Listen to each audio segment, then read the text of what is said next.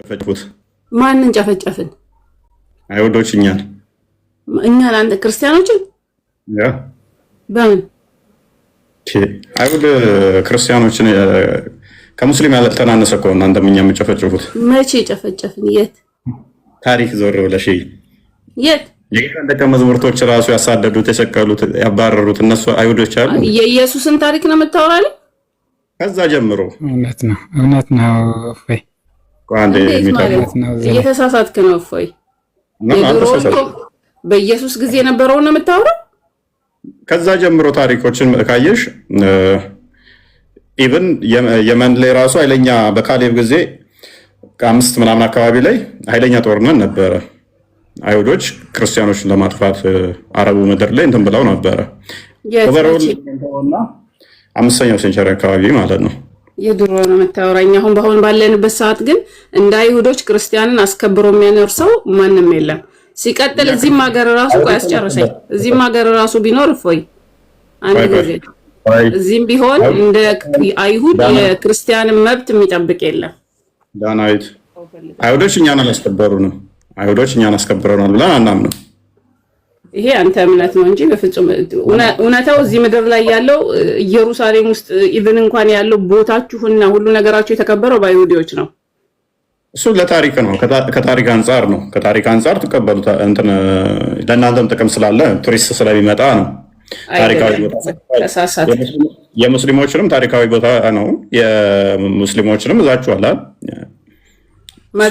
ይዛችኋል ማለት ምን ማለት ነው? የሀገሪቱ መንግስት ነው ሊያስከብር የሚችለው እስራኤል ስለሆነች የእንትኑ ባለቤት። ያ እንደ ታሪክ ጠቃሚ ስለሆነ ለምሳሌ መስጊድ አላስቃን እንደስትሉ ሙስሊሞች ናቸው። መስጊድ አላስቃ ላይ ቤተመንግስት መቅደሱ ነበረበት የሚባለው ቦታ። ስለዚህ እንደ ታሪክ ተቀምጧል።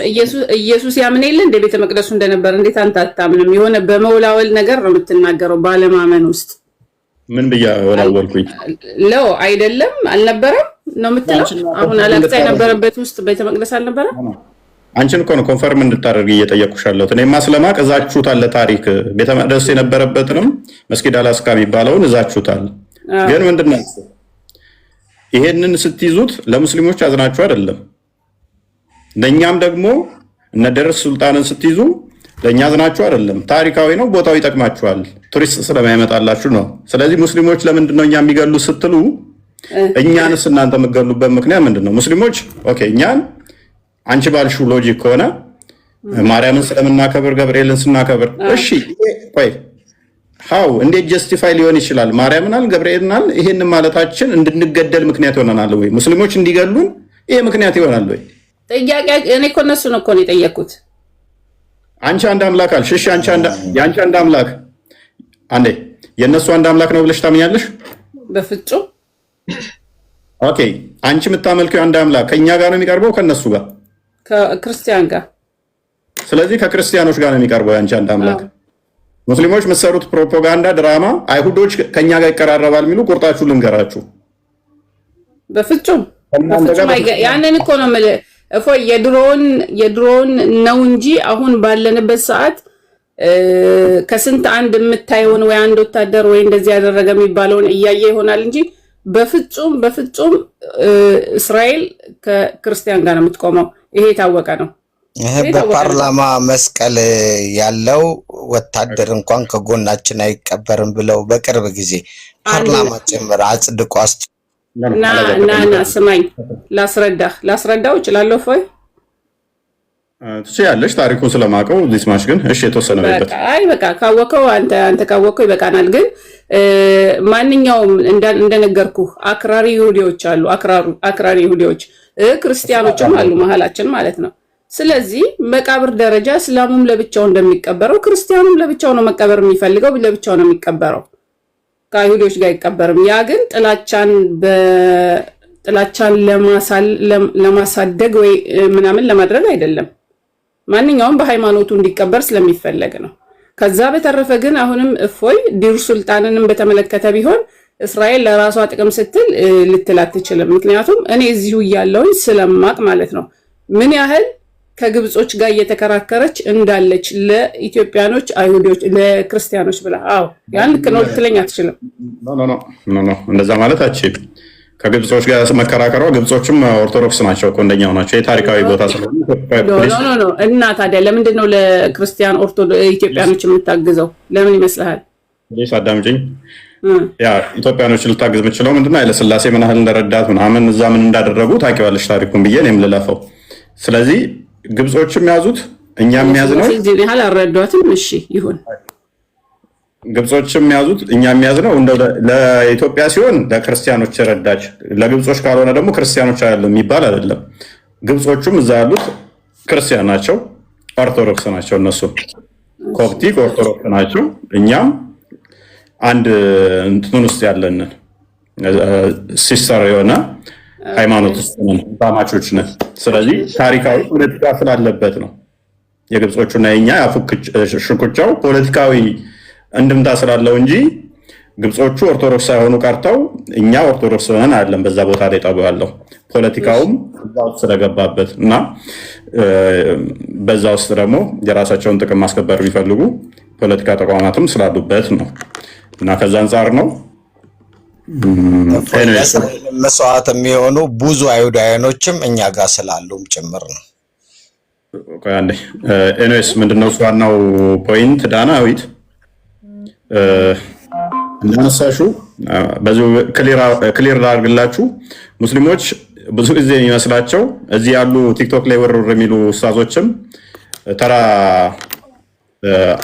ይሁዲነን የሚሉ ያመጡና እናንተ ናችሁ ከኛ ጋር የምትቀርቡት፣ ክርስቲያኖች አይቀርቡ ነው፣ ክርስቲያኖች እንትን ናቸው፣ ሙስሊሞች ጋር አንድ ነን ምናምን ነገር የሚል ፕሮፓጋንዳ ይሰራሉ። በፍጹም አንድ አይደሉም።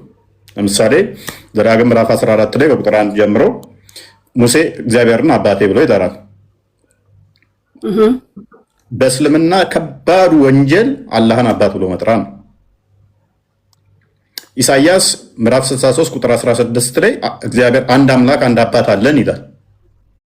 በእስልምና አላህ ሚስት ሳገባ ይሄንን መባል አይችልም። የእስልምናው አላህ ለሊት ወደ ታች የሚመጣ ነው። የእናንተ አምላክ ወደ ታች ለሊት የሚመጣ ነው? በፍጹም። ከዛ የበለጠ ደግሞ አንድ ነገር ልንገርህ። እንደዚህ ስታነሳ አሁን እኛ ሀገር ልጆቻችንን የእግዚአብሔር ልጅ ብለን እንጠራለን፣ ስማቸውን ማለት ነው። አሁን ቤን ኤል የእግዚአብሔር ልጅ ማለት ነው። ባትኤል ደግሞ በሴት በኩል የእግዚአብሔር ልጅ ማለት ነው። ያ ማለት እግዚአብሔር ወለዳት ማለት ወይ ወለደው ማለት አይደለም። ስም ነው። እግዚአብሔር ልጆች ነን ማለት ነው። ሁላችንም የእግዚአብሔር ልጆች አይደለም እንዴ? ሁላችንም የእግዚአብሔር ልጆች ነን። ስለዚህ አሁን በእነሱ ሁልጊዜ ከእስላሞች ጋር ያለኝ እንትን ምንድነው እግዚአብሔር ልጅ የለውም እንዴት ለልጆቻችሁ የእግዚአብሔር ልጅ ብላችሁ ትጠራላችሁ የሚል ማለት ነው።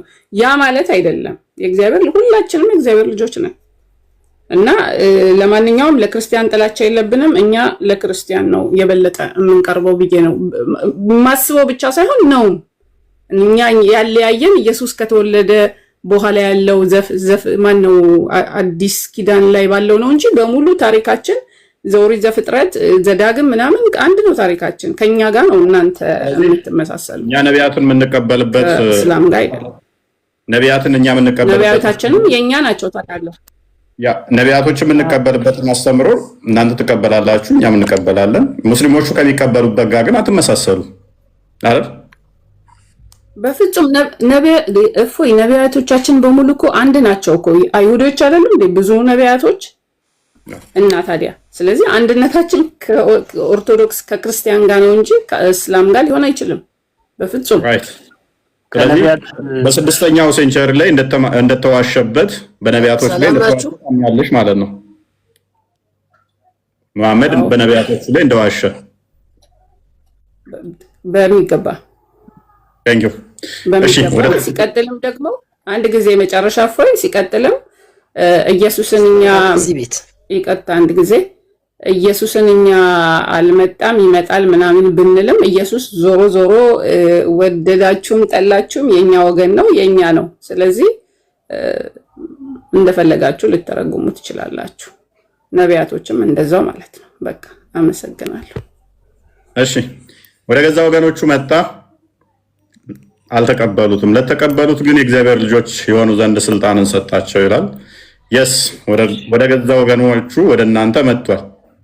ያ ወገናችን ነው ብትሉም በአፍ ከሆነ አይሆንም፣ መቀበል ያስፈልጋል። ለዚህ ነው ዮሐንስ ወንጌል ምዕራፍ 1 ላይ ቁጥር 11 ላይ ወደ ገዛ ወገኖቹ መጣ። የኛ ወገን ነው አልሻል፣ ወደ ገዛ ወገኖቹ መጣ ይላል አዲስ ኪዳንም። ለተቀበሉት የእግዚአብሔር ልጆች የሆኑ ዘንድ ስልጣንን ሰጣቸው። ይሄም ከስጋና ከደም አይደለም፣ ሙስሊሞቹ እንደሚሉት በባልና በሚስት ከወንድ ፍቃድ እንደሚወለድ አይደለም። እናንተ አብርሃም አባታችን ነው ትላላችሁ። ዮሐንስ ወንጌል ምዕራፍ 8 ላይ ከቁጥር 54 ጀምሮ እንደሚናገረው ክርስቶስስ ማን ነው ስንል እናንተ አብርሃም አባታችን ከምትሉት ዕብራውያን ምዕራፍ 2 ላይ ቁጥር 15 ላይ የያዘው የአብርሃምን ዘር እንጂ የመላእክትን አይደለም ይላል። ስለዚህ የያዘው የማንን ነው? በስጋ የተገለጠው ከማን ነው? ከአብርሃም ዘር ነው። የአይሁድ ንጉሥ ስለሆነ ማለት ነው። ዞሮ ዞሮ የኛው ነው። እሱን ብቻ ካወቃችሁ ይበቃል። የኛ ዘር ነው ኢየሱስ። ተቀበልንም አልተቀበልንም የኛ ዘር ነው። ያሊፋቅ አይችልም ማለት ነው። እሺ አመሰግናለሁኝ። ከዛ በተረፈ እፎይ እንጋብዝሃለን። ኢየሩሳሌም መጥተህ ኢየሱስ የጸለየባቸውን ቦታዎች የነበረባቸውን የተቀደሱ ቦታዎችን ብታይ እንጋብዝሃለን። በዚሁ አጋጣሚ መሰቀሉን ታምኛለሽ? መሰቀሉን ታምኛለሽ? አይሁዳኖች አሳልፈው ሰጡት እንጂ አልሰቀሉትም። ታውቃለህ? ያ ሮሞች እንደሰቀሉ ግን ታምኛለሽ? አሳልፈው እንደሰቀሉ? አዎ፣ በሚገባ በሚገባ። መልካም ሙስሊሞች እሺ፣ መልካም ወደ ቶፒኩ እንመለስና አቡካዲ አንድ ጥያቄ አለኝ። እኔ ማለት የአይሁድ ወገን የሆነው ኢየሱስ በምንድን ነው? እኔ ደግሞ የማውቀው አስተምሮ ምን መሰለ፣ ክፉ ህዝቦች ስለሆኑ እነሱን ለማስተማር ነው የተላከው የሚል ነው በእስልምና ላይ። ለዛ ብሎ ነገር የለም። ከአይሁዶች በስጋ የተገለጠው ከነሱ ነው፣ ከስጋ የተወለደው ከነሱ ነው። እነሱ ምድር ብቻ ሳይሆን የተወለደው በስጋ የያዘው የአብርሃምን ዘር ነው።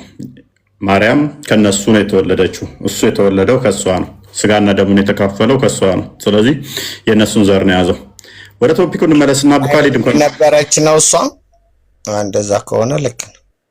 ያ እንግዲህ ልጆቹ በስጋና በደም ስለሚካፈሉ እርሱ ደግሞ በሞት ላይ ስልጣን ያለው ነው። በሞት እንዲሽር ይሄውም ዲያብሎስ ነው። በሕይወታቸውም ሁሉ ስለ ሞትና ፍርሃት በባርነት የታሰሩ የነበሩትን ሁሉ ነፃ እንዲያወጣ በስጋና በደም እንዲሁ ተካፈለ። ከፍ አድርገው። የአብርሃምን ዘር ይዟል እንጂ የያዘው የመላእክትን ዘር አይደለም። ስለዚህ ከአይሁድ ወደ እነሱ ወገን መጣ ሲባል ከነሱ ዘር ከአብርሃም የተወለደ ስለሆነ ነው። ኤኒዌይስ አቡካሊድ እንኳን ደህና መጣ።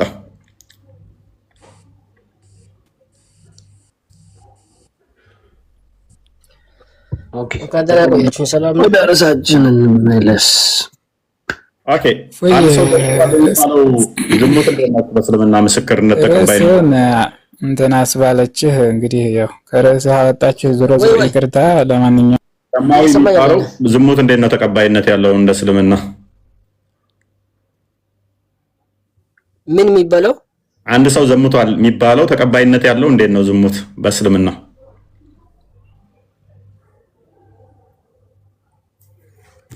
እሱ ብዙ መቆጥ የለኝም፣ ግን አራት ምስክሮች መኖር አለባቸው ትክክለኛ ባይናቸው ያዩ። እንዴት ነው እሱ ትክክለኛ ባይናቸው ያዩ ሲባል? እሱን አብራራለን።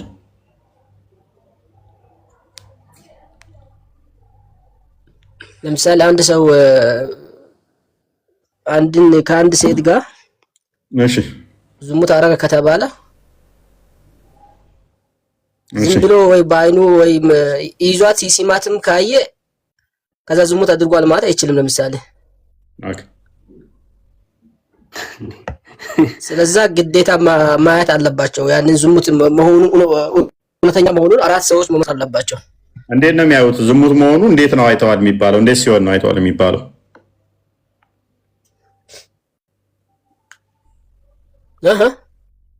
እኮ እንዴት ነው ዘሙተዋል የሚባለው? ለምሳሌ ተቃቅፈው ራቁታቸውን ቢሆኑ እንደዚህ ተቃቅፈው አየ እየተሳሳቡ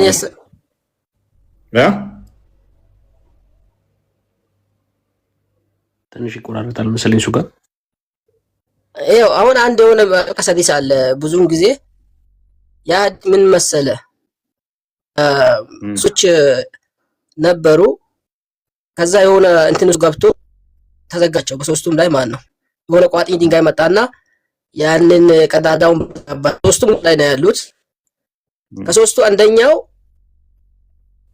ሁሉም እስቲ ያለን ጥሩ ስራ ያሰራነው ነገር ካለ በሱም አላህ እንትና ከደህና አይደለም ለማንኛውም ጥሩ ነው። ሁሉም ያደረጉት ጥሩ ነገር እንትን ያሉ ያለ አንዱ እመጣለሁኝ ወያያለሁ ካንተ ጋር ማለት ነው። ጥሩ ነው ውይይቱ ደስ ይላል። ደህና አይደለም ለማንኛውም ተመችቷል።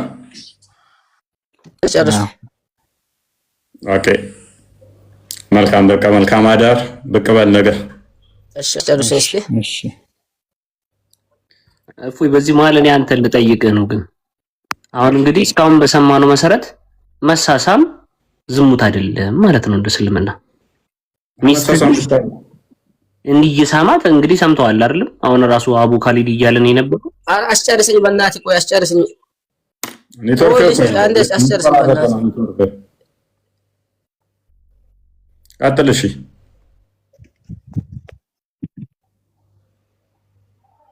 ቀጥል። ዛሬ እየተቋረጥክ ነው ሰማው ነው። እሺ ነው ብር ነበረውና የሆነ ያጎቱ ልጅ ናት ብር ጠይቀችው። ብር ስጠይቀው ይሄንን ነገር ዝሙት ለማድረግ ማለት ነው። ከዛ መጨረሻ ላይ